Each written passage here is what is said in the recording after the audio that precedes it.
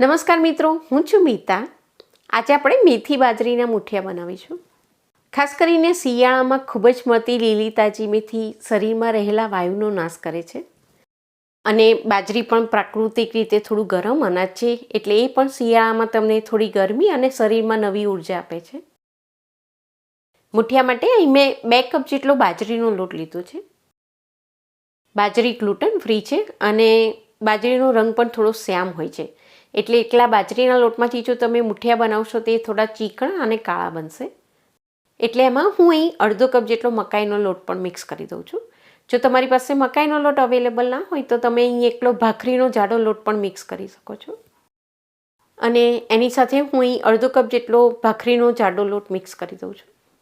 હવે પહેલાં લોટમાં આપણે બધા મસાલા મિક્સ કરી દઈએ ને પછી જ આપણે મેથી મિક્સ કરીશું. મીઠું આપણે સ્વાદ પ્રમાણે લઈશું. મેં અહીં 1.5 ચમચી જેટલું લીધું છે. સાથે અડધી ચમચી હળદર, 1 ચમચી લાલ મરચું પાવડર અને મુઠિયાના સારા સ્વાદ અને સારા પાચન માટે એમાં 1 ચમચી જેટલો આપણે અજમો પણ મિક્સ કરી દઈશું અને 1 ચમચી જેટલી ખાંડ મિક્સ કરીશું. તમારે જો લીલા મરચાંનો સ્વાદ લેવો હોય અને બહુ તીખું ના ખાવું હોય તો આ પાતળા જે લીલા મરચાં મળે છે એની બદલે આ રીતે થોડા મોટા મરચાં તમે યુઝ કરશો તો એમાં તીખાશ ઓછી હોય છે અને સ્વાદ પણ ખૂબ જ સરસ લાગશે. અહીં મેં એક મોટું લીલું મરચું ક્રશ કરીને લઈ લીધું છે. સાથે 1 ચમચી જેટલી આદુની પેસ્ટ લઈ લઈશું.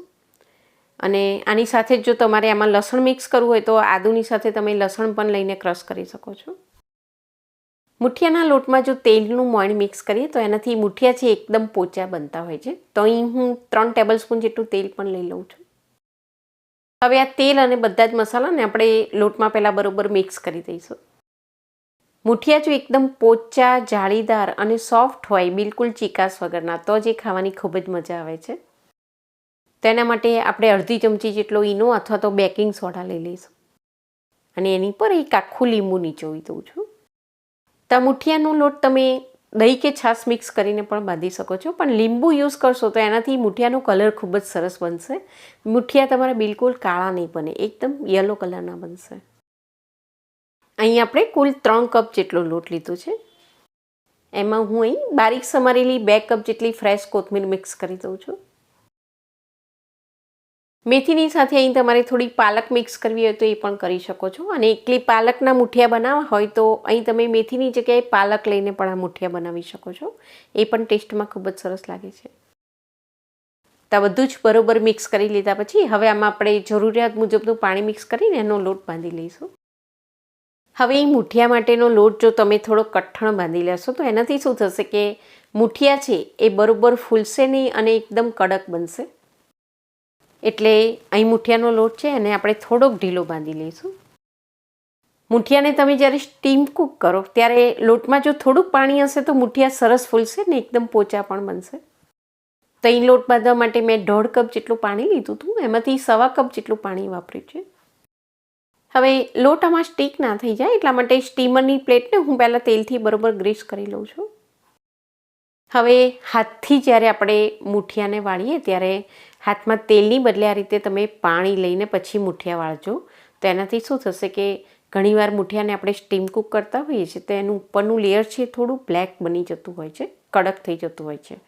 પણ આ રીતે પાણી લઈને મુઠિયા વાળશો તો એ સમસ્યા તમને નહીં થાય. આમાંથી તમારે જો ગોળ શેપ આપીને ગોલી મુઠિયા બનાવવા હોય તો તમે ગોલી મુઠિયા પણ બનાવી શકો છો. લોટની અંદર આપણે ઈનો પણ મિક્સ કર્યું છે એટલે આ મુઠિયા સ્ટીમ થશે એટલે થોડાક ફૂલશે, એટલે વચ્ચે આપણે થોડીક આ રીતે જગ્યા રાખીશું. તો આટલા પ્રપોર્શનથી તમે લગભગ 4 થી 5 વ્યક્તિને સર્વ થાય એટલા મુઠિયા બનાવી શકશો. અહીં સ્ટીમરમાં મેં પાણી ગરમ કરવા મૂકી દીધું હતું. પાણી આ રીતે ગરમ થાય એટલે મુઠિયાને આપણે સ્ટીમ કૂક કરવા માટે મૂકી દઈશું. હવે અહીં સ્ટીમરનું પાણી જલ્દી બળી ના જાય અને મુઠિયા કાચા ના રહે એટલા માટે મુઠિયાને અહીં આપણે મીડિયમ ફ્લેમ પર સ્ટીમ કૂક કરીશું. તો મીડિયમ ફ્લેમ પર અહીં મુઠિયાને મેં અડધી કલાક માટે સ્ટીમ કૂક કરી લીધા છે. અને જો મુઠિયા સરસ ચડી ગયા છે, આપણે તેને બહાર કાઢી લઈશું. હવે આમાંથી બધી વરાળ નીકળી જાય અને સહેજ ઠંડા થઈ જાય પછી જ આપણે તેને કટ કરીશું.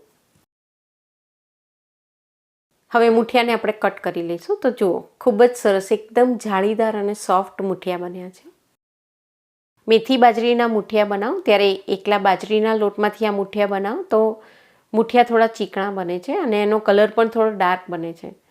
પણ એની સાથે તમે આ રીતે થોડો મકાઈનો કે પછી મકાઈનો અવેલેબલ ના હોય તો એકલો ભાખરીનો લોટ મિક્સ કરી દેશો તો એનાથી મુઠિયા એકદમ કોરા બનશે અને એકદમ પોચા અને જાળીદાર પણ બનશે, બિલકુલ ચીકણા નહીં લાગે.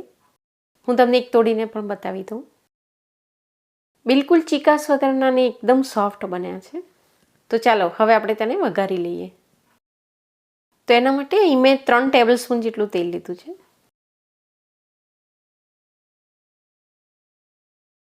તેલ બરાબર ગરમ થાય એટલે અડધી ચમચી જેટલી રાઈ એડ કરીશું. અને મુઠિયાને જો તમે તલમાં વઘારશો તો એનાથી એનો ટેસ્ટ અને લુક્સ એ બંને ખૂબ જ સરસ બને છે. તો તલ આપણે થોડા આગળ પડતા નાખીશું. અહીં મેં 2 ચમચી જેટલા તલ લીધા છે. થોડા મીઠા લીમડાના પાન નાખી દઈશું.